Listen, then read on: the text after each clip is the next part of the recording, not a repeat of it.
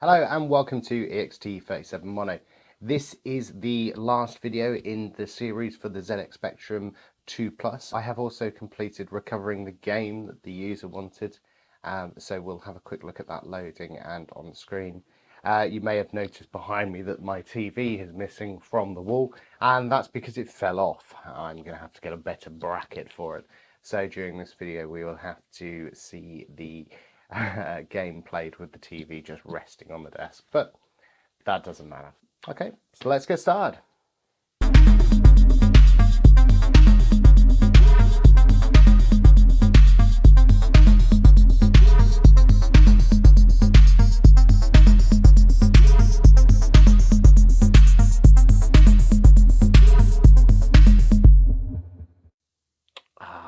The ZX Spectrum 2 Plus. Now cleaned up, tape drive refurbished and working,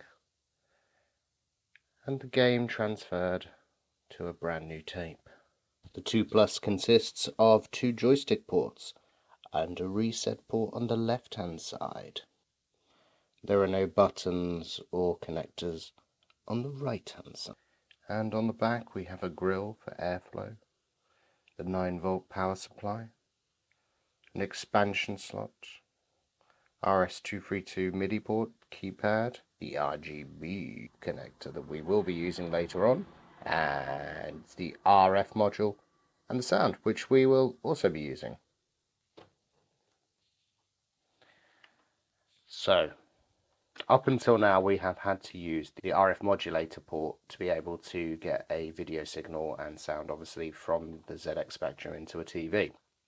However, I have been on eBay and found the RGB to Scart port.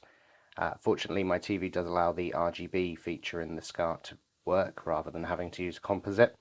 That means that we get a much better picture.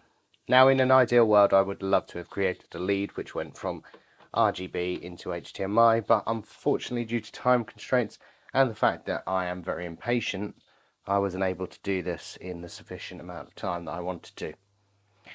I have also recorded the game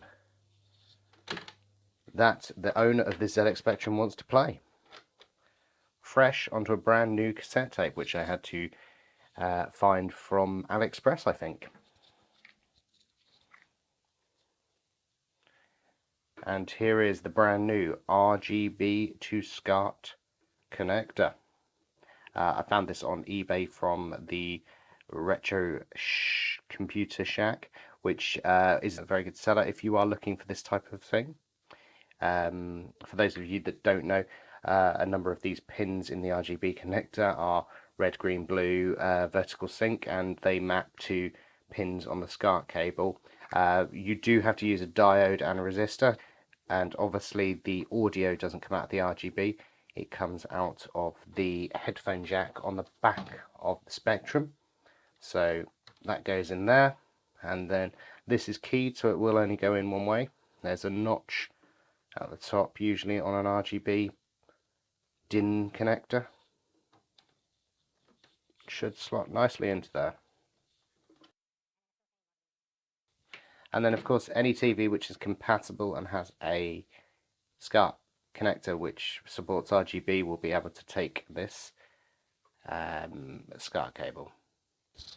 And there she is with some fantastic quality. Sharp as anything.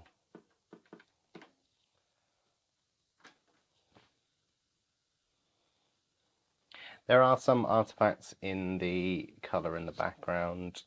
The black comes out very crisp. It's very impressive. The grey does have some vertical lines running through it, but generally speaking, it's very good. I mean, it's not perfect. You know, ultimately, it's not a digital signal. It is still an analog signal going in there. But obviously, with the red, green, and blue colours being separated rather than being a composite connection, it makes it so much better. And even so much more better than running it through an RF modulator.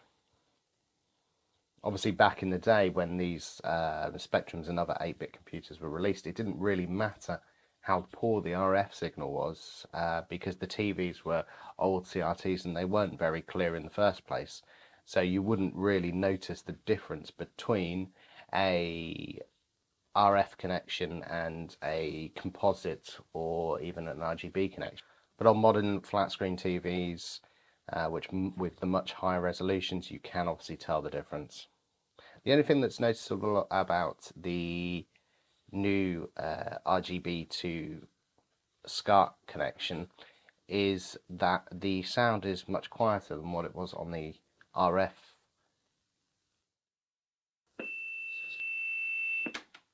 Now, one thing that's noticeable at that point is that the sound that comes through the software that's intended to happen is much louder. Now that makes me wonder something, and I probably should check the specs on this and see what other people say in the community, but the sound that you hear when you load the tape wasn't ever actually supposed to be there by design. When the makers came along with these devices, these 8-bit machines, the fact that the sound came out of the RF was actually by accident, and it was to do with interference. So the reason that it's quieter coming out of the headphone connection rather than the RF is probably just due to the fact that that interference is much lower in terms of strength. So the sound of the actual in-game music is fine. And it comes up with a list of games, a list of teams. You have the ability to rename some of the teams here. So, for example, if we wanted to rename one of them, we'll just press the C key and then we'll choose the number that they correspond to. So I don't know, let's randomly just pick team number 4, and then let's call them BEST. Ooh, spelled that wrong. Best. What it's saying, it has to be 9 letters long. Now, I've only typed in 4 letters here, so that means I've got to append it with basically a bunch of spaces. So best is 4 characters. I now need to add another 5 to make 9. So 1, 2, 3, 4, 5. Hit return. And as you can see, it changes this number 4 team, whatever that was before, to the word best. And you can keep going. You can change, for example, team, I don't know, let's go randomly, number 2. 2, I don't know, what's the opposite to best? Well, oh, no, I spelled that wrong as well. Worst. Now that's 5 characters, so I need to obviously make it up to 9, so I just need to add another 4 spaces. 1, 2, 3, 4.